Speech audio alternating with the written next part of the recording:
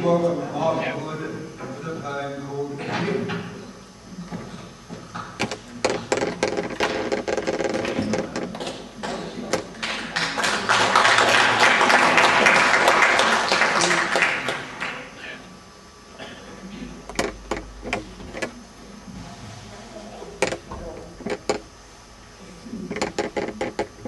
No favourite of mine. Before I recite this poem, I'd like to make it quite clear that I'm not spending my dotage in a rocking chair learning poetry. This goes back a long way. For the benefit of you youngsters, in the days when coal was twopence a loaf, teachers kept you in if you were naughty. It wasn't called detention, and there were no nice letters to the parents. Dear Mr. and Mrs. Bloggs, very sorry, but we've got to keep young Johnny in. Tuesday fortnight, if you like. None of that. If you were naughty in class, you were kept in that day. Now, this was a very big fear for me, because providing I did a very quick romp through Priory Park and all the rest of it, I could get home in about 15 minutes. If I was a couple of minutes late, my mum would open the door and go, round the ear hole, "What you done now, you little madam?" And so I was terrified about that. Anyway, there we were in this anthology class, I ask you, anthology. Poetry, for goodness sake. And this particular teacher, obviously it was her passion, poor woman, and everything was so long and so drawn out. We were looking at our watches, we wanted to go home, and she started. "I must go down to the sea again,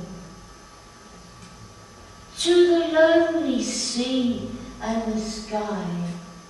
And I piped up, "I left my vest and socks there. I wonder if they're dry." Well, if you can imagine 40, yes, 40, 13-year-old girls, they erupted. And poor Miss Matthias went ballistic, got the anthology poetry book, whisked through it. She found the longest poem she could and said, "Nobody leaves this room until they've learnt this poem." Oh, the fear, but what am I going to tell my mum? So I got my head down, I got glued into it, and I was the first one. I don't know what happened to the others, but I was the first one out of sheer fear in my head. So we got off, out, gone. Went like the clappers to get home. Mum was at the door, as usual. We weren't given keys in those days. And she said, "Right, what?" I said, "Look, Mum, stop. I said, before you thump me, I said, I've been ever so good. We had to learn a poem, and the first person that could learn it completely got a prize. So I'm going to get a prize at prize giving." "Oh yeah," she said. "Come on then, let's hear it." Oh, more fear. I thought, can I remember it? Well, after all this, let's hope I can. It's called Jim, by Hilaire Belloc. Another sad tale about a boy. Except mine's a lion, and not which was a lion or a tiger? A lion. You see, we're on the same wavelength, Chris and I. Anyway, Jim by Hilaire Belloc. There was a boy whose name was Jim. His friends were very good to him. They gave him tea and cakes and jam and slices of delicious ham and chocolate with pink inside, and even little tricycles to ride. They read him stories through and through, and even took him to the zoo. But there it was this dreadful fate befell him, which I now relate. You know, well, at least you ought to know, for I have often told you so, that children never are allowed to leave their nurses in a crowd. Now this was Jim's especial foible. He ran away when he was able, and on this inauspicious day he slipped his hand and ran away. He hadn't gone a yard when bang!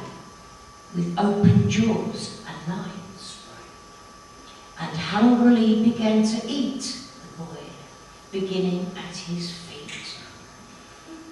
Now, just imagine how it feels when first your toes, and then your heels, and then by gradual degrees, your shins and ankles, calves and knees are slowly eaten bit by bit.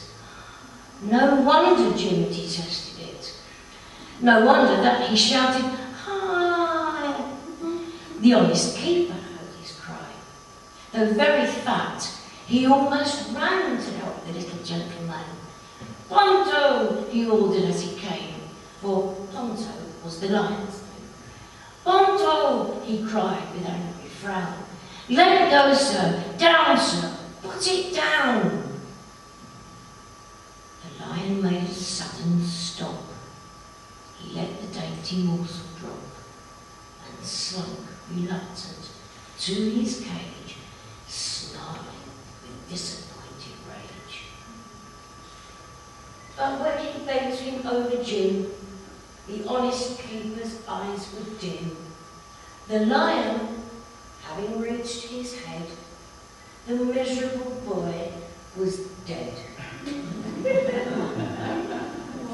When nurse informed his parents, they were more concerned than I can say.